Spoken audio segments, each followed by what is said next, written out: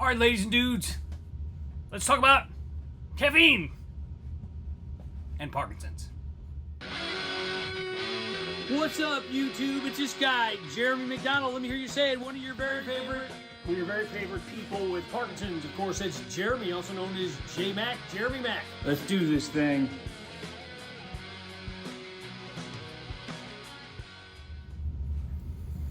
All right, in case you can't tell, I was trying to show like a little caffeine overdose, which is what I experienced last weekend.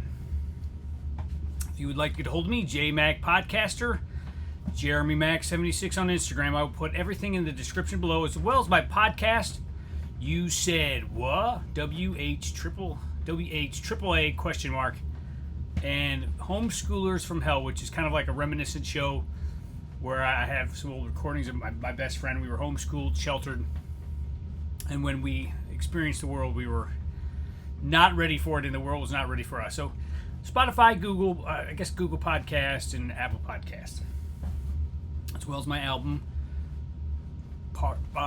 One Day Music Inspired by Parkinson's Disease. It's on Spotify, Apple Music, everywhere. All right, so let's stop talking about that stuff, and let's start talking about what I experienced with caffeine. We can drink water. A little parched. So if you knew me in my teens and 20s and even into my 30s, I drank nothing but Pepsi. Not good for my kidneys, which gave me a couple bouts of kidney stones, one which was pretty severe. I don't recommend that to anybody. But I say that to say that I was almost impervious to caffeine in my younger years. I could drink almost a 2-liter soda, go right to bed, never had any issues. Well, since I had Parkinson's and trying to just have better overall health, I've stopped drinking soda. I stopped drinking caffeine just to be a little more healthy, keep my blood pressure down, all that.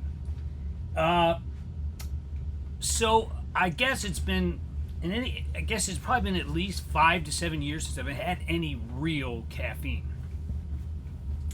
I've sipped like a soda like here and there. By the way, I can't stand soda anymore. That's what happens when you drink it for 30 years straight. Get sick of it. So have had none, basically zero caffeine for a better part of a decade.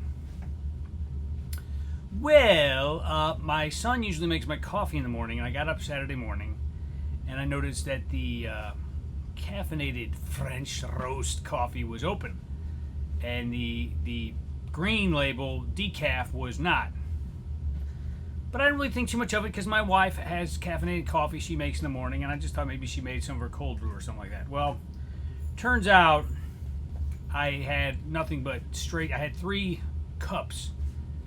full mugs full of caffeinated coffee, and I got to tell you, as somebody who shakes from time to time, I've never shook like this. And I was thinking to myself, what the heck is going on? Why am I so shaky? My insides were shaking, my outsides were shaking. And I thought, man, this is very fast progressing Parkinson's. Consider I have a tremor, but not that bad. Not as bad as I was that day. So I went to my son and I said, son, what was the deal? He goes, I made the purple coffee. I thought I'd finish up that one before I started the next can. I was like, well, that explains that. So I proceeded to just, as I do, if I don't feel good, it doesn't stop me from doing stuff. So it's been on my bucket list, and especially since last year, to visit the St. Louis Holocaust Museum. So I went out and did that. Felt jacked up the whole time, but I figure I'm in the Holocaust Museum. It's a very somber thing, and maybe I was just feeling off a little from that. By the way, I recommend anybody going to the St. Louis Holocaust Museum or any of that type of stuff. I'm real big into remembering the crimes of World War II, and let's not repeat them and that type of stuff. Won't get into it here, but very, very moving. Just the one thing that stuck with me was the child's shoe. That's all I'll say. It was a child's shoe. Just tore me up. So I was feeling kind of off, and then I came home and I recorded a podcast with my good friend Michelle, and I was dyskinetic all over the place, more than usual. And I pinpointed it to the caffeine. Now, like I said, I used to drink a 2-liter and go to bed. No big deal, no sweat. Well, I was jacked up probably on the side effects of the caffeine for the better part of 2 days. Now it could have just been me been having a bad day, but I mean, I'm telling you, it's like the only way I can describe it is like my brain got the signals, or the coffee gave my brain the signals to put the dopamine into overdrive. Well, my dopamine doesn't really work anymore, so my brain was sputtering, as it does from time to time, usually all the time actually, with this caffeine rush, and my brain couldn't keep up. So the way it felt was like my brain was so tired from the caffeine rush that it took me 2 or 3 days to recover. Now, I mean, I'm not one to blame everything on Parkinson's. I realize I'm 50 now, big 50. I realize that I'm getting older, and I put a lot of miles on these legs, and skateboard miles and stuff like that on these legs and knees and all that. For that matter, my back out working in a warehouse. But I just realized how like strong caffeine was for me. So no more caffeine for Jeremy. And my son felt terrible. I said, son, it's not your fault. I mean, you were trying to empty out the one coffee canister before you started the other one.